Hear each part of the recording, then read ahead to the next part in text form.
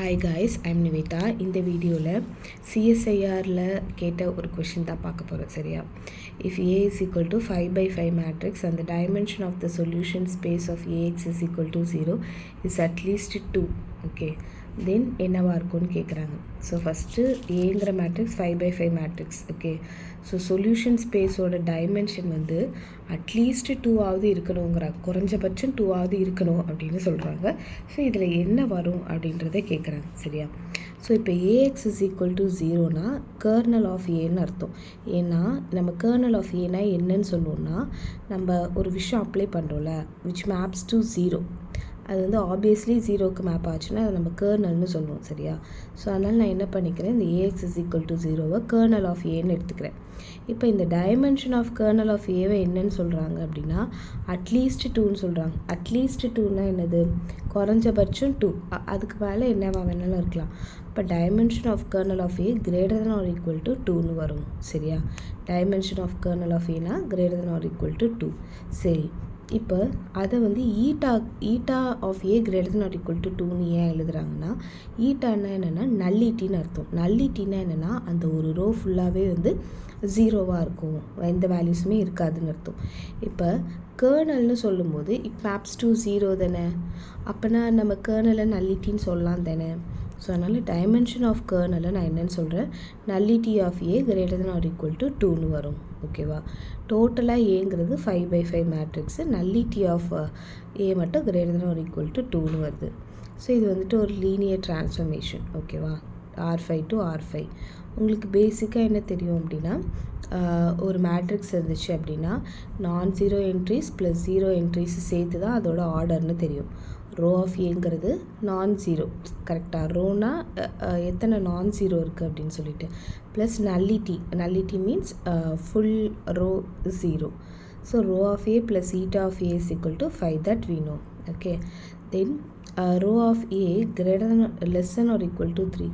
இப்போ வந்துட்டு நல்லிட்டி வந்துட்டு greater than or equal to 2ன்னு சொல்லிட்டாங்க. டோட்டலாக இருக்கிறது 5. அப்போ ரோ என்னவாக இருக்கும் உங்களுக்கு? Less than or equal to 3ஆக இருக்கும். ஓகே, 3 அல்லது 3ஐ விட கம்மியாக இருக்கும் அப்படின்னு சொல்கிறாங்க. அப்போ தான் இது ரெண்டும் கரெக்ட் ஆகும். ஒருவேளை நான் எப்படி எடுத்துக்கிறேன்னா, நல்லிட்டி ஆஃப் ஏ வந்து 2ன்னும் ரோ ஆஃப் ஏவோட வேல்யூ 3ன்னும் எடுத்துக்கிறேன். ஓகேவா? இந்த மாதிரி எடுக்கும்போது எந்த மாதிரி சொல்லலாம்? ரோ ஆஃப் ஏ 3னா ஏதோ இந்த 3 ரோக்கு ரேண்டமாக இது தான் எடுக்கணும்னு இல்லை, நீங்கள் வேறு ஏதாவது நம்பர் கூட எடுத்துக்கலாம்.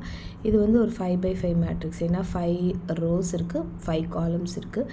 இதில் வந்துட்டு ரோ ஆஃப் ஏவோட வேல்யூ 3ன்னு சொன்னதுனால ஏதாவது ஒரு 3 ரோஸ்க்கு மட்டும் ஒரு நம்பர் கொடுத்துக்கோங்க, மற்ற 2 ரோ ஃபுல்லாக விட்டுருங்க. சரியா? ஸோ அப்போ இதையே ஸ்கொயர் பண்ணிங்கன்னா, இது கூட இன்னொரு தடவை ஸ்கொயர் பண்ணிங்கன்னா உங்களுக்கு இந்த மாதிரியான ஒரு டேர்ம் கிடைக்கும். அப்போ அதனோட ரோ என்னவா இருக்குது? A² இஸ் ஈக்குவல் டு 1ன்னு இருக்குது. ஓகேவா? விச் மீன்ஸ் இதனோட ரேங்க் கண்டுபிடிக்கும் போது உங்களுக்கு என்னன்னு தெரியுது? ஒரு ரோ வருது. So row of A² is equal to 1ன்னு தெரியுது. ஓகே, அப்போ எதெல்லாம் இன்கரெக்டாக இருக்கும்னா, இங்கே row of A² is equal to 3ன்னு சொன்னது, okay, row of A² is greater than or equal to 3ன்னு சொன்னது, இது ரெண்டுமே வந்து உங்களுக்கு தப்பாக இருக்கும். ஏன்னா ரோ ஆஃப் A² என்னன்னு கிடைக்கிது? நமக்கு 1ன்னு கிடைக்கிது. அப்போ rho of A² less than or equal to 3ன்னு எழுதலாமா? ஏன்னா 3ஐ விட கம்மியாக நீங்கள் கொடுத்துருக்காங்கனால ரோ ஆஃப் A² வந்து less than or equal to 3ன்னு வருது. இப்போ டிட்டர்மினன்ட் ஆஃப் A² 0வான்னு பார்க்கலாம். இப்போது இந்த வேல்யூக்கு நீங்கள் டிட்டர்மினன்ட் கண்டுபிடிங்க. டிட்டர்மினன்ட் கண்டுபிடிச்சிங்கன்னா என்ன வரும்? இது எல்லாமே 0ன்னு இருக்குது, 0ன்னு வரும். 1 இன்ட்டு இது எல்லாமே 0ன்னு இருக்குது, so obviously 0. So determinant of A² உங்களுக்கு என்ன தான்?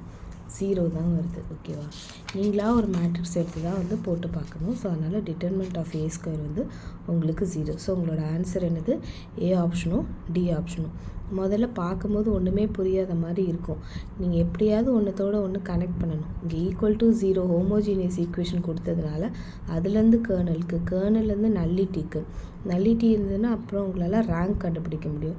ரேங்க் கண்டுபிடிச்சிங்கன்னா ஏவோட ரேங்க்குன்னா A² ரேங்க்கை உங்களால் ஈஸியாக கண்டுபிடிக்க முடியும். அதுலேருந்து டிட்டர்மெண்ட்டோட வேல்யூ கண்டுபிடிக்க முடியும். ஓகேவா? தேங்க்யூ ஃபார் வாட்சிங். இந்த வீடியோ உங்களுக்கு பிடிச்சிருந்தால் லைக் பண்ணுங்கள், ஷேர் பண்ணுங்கள், subscribe to my channel. Thank you.